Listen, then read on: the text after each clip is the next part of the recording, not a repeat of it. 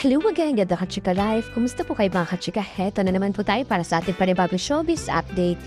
Matapos nga pong humalot na di umay nagkaroon ng tensyon sa pagitan ni na Mr. John Lloyd Cruz at Mr. Robbie Domingo sa resepsyon nga po ng pasal ni na Mr. Sanjo Marudo at Ms. Rhea Atayde sa simbahan nga po. Last December 22, 2025, nagsalita na nga po si Ms. Rhea Atayde kay Mr. MG Felipe ng ABS-CBN tungkol nga po dito.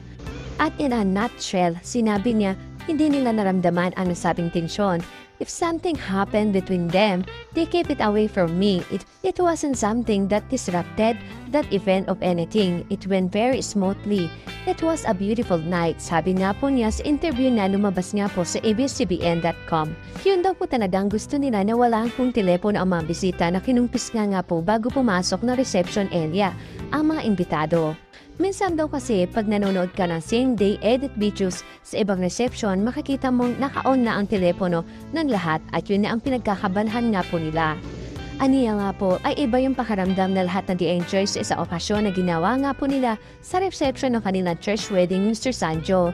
May source nga po si Mr. OG Diaz tungkol nga po sa kwento ito kung saan di umano'y nasaktan nga po si Mr. John Lloyd Cruz nang tanungin nga po ni Mr. Robbie si Mr. Sanjo kung ano ang nararamdaman niya bilang Mr. Atayde.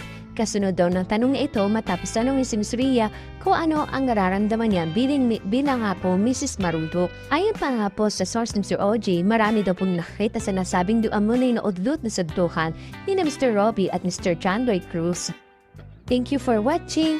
Kung nagustuhan niyo po ang video ito, subscribe na sa Starlight Showbiz YouTube channel and please don't forget to hit the bell button for our latest updates.